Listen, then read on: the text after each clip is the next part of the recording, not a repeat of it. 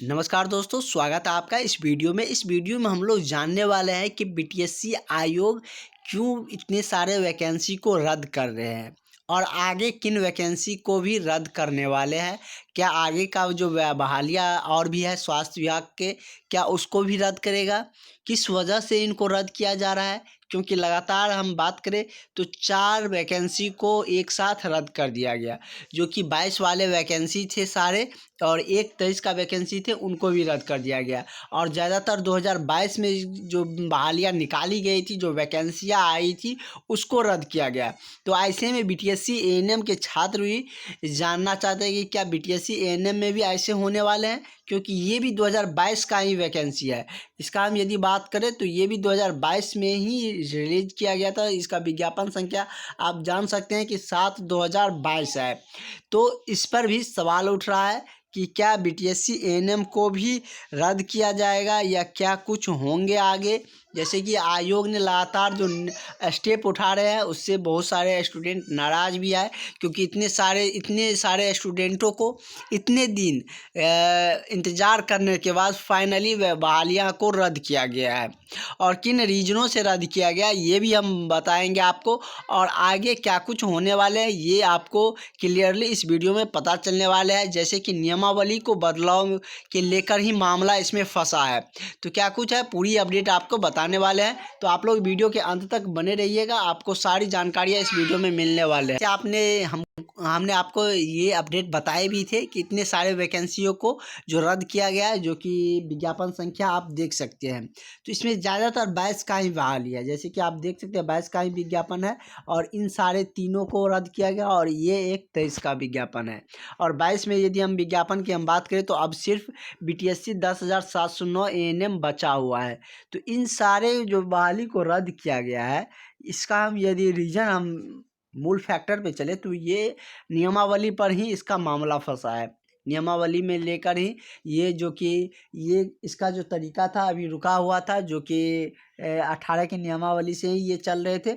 लेकिन इससे पहले बीटीएससी एएनएम में पहले ही बदल चुका था, इसीलिए बीटीएससी एएनएम बच गया।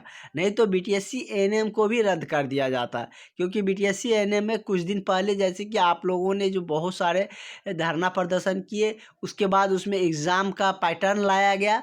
जैसे कि पहले ही उसमें नियमावली बदल चुके हैं, तो अब आयोग उसमें बदलाव या रद्द नहीं कर सकते, क्योंकि उसके पास ऐसा कोई रीज़न है भी नहीं।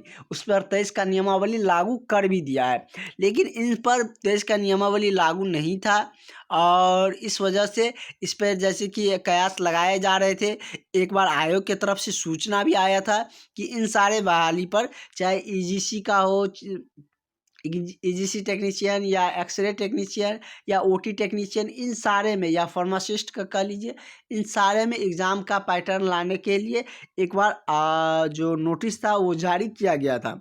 लेकिन बहुत दिन हो चुके थे इन विज्ञापन को, तो फाइनली इसको रद्द कर दिया गया है। इसका सारा प्रक्रिया अब नए सिरे से होंगे, फिर से इसकी आवेदन का लिंक एक्टिव किए जाएंगे, फिर से ऑनलाइन प्रक्रिया शुरू किया जाएगा, और जितने भी कैंडिडेट इसके लिए एलिजिबल होंगे, अब तो और नए फ्रेशर कैंडिडेट भी आ जाएंगे, तो उन सारे को भी मौका मिलेगा। तो अब आप लोगों के लिए कंपटीशन भी थोड़ा सा टफ हो जाएंगे। एग्ज़ाम होगा तो आप लोगों को थोड़ा सा तैयारी अच्छे से करने होंगे, बेटर तरीके से, और वैकेंसी आएगा। ऐसे मत सोचिएगा कि बहाली रुकेगा या नहीं आएगा, थोड़ा सा लेट लगेगा लेकिन आएगा, ज़रूर आएगा। आप लोग निश्चिंत रहे। जिन भी कैंडिडेटों का कैंसिल हुआ है, जो बहाली कैंसिल हुआ है, चाहे ओटी असिस्टेंट का हो, चाहे ईजीसी का हो, चाहे एक्सरे टेक्नीशियन का हो, चाहे फार्मासिस्ट का हो, आप सब का बहाली का प्रोसेस आगे आएंगे। तो इसके लिए आप लोग चिंतित ना हो, आपके अकाउंट में पैसा भी आ जाएगा जो आपने आवेदन करते समय शुल्क दिए थे। और वही बीटीएससी एएनएम की बात करें तो बीटीएससी एएनएम का इसमें जिक्र नहीं किया गया है इस नोटिस में। तो बीटीएससी एएनएम वाले अपनी तैयारी को बरकरार रखें अभी, क्योंकि अब आपका एग्ज़ाम का जो डेट है वो कभी भी आ सकता है, क्योंकि बीटीएससी के पास अब इन सारे वैकेंसी का कह सकते हैं कि अभी फ़िलहाल रोक दिया गया है, रद्द किया गया है, तो मतलब रोक ही दिया गया है। तो बीटीएससी एएनएम पर पूर्ण रूप से फोकस होंगे।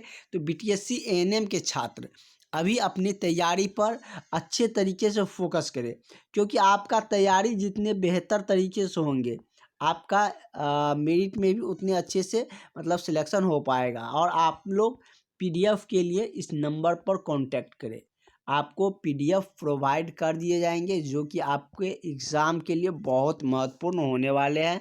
आपका एग्ज़ाम में बहुत सारे क्वेश्चन आपको इससे मिलने वाले हैं, जिससे कि आपको मेरिट लिस्ट में आने के लिए इससे मदद मिलेंगे। आपका जो सिलेक्शन है वो एक सीट आपका पक्का हो पाएगा।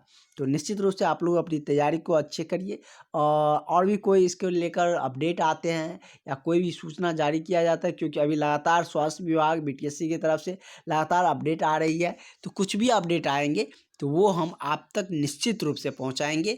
आप लोग निश्चिंत रहे और चैनल को सब्सक्राइब करके ज़रूर रखें, जिससे कि कोई भी वीडियो अपलोड करें तो वो आप तक पहुंच सके और आप सारी जानकारियां आप समझ सके कि क्या कुछ बदलाव किए जा रहे हैं या कहां पर क्या कुछ चेंजेस किए जा रहे हैं, वो सारे कुछ आपको बता दिए जाएंगे। Thank you.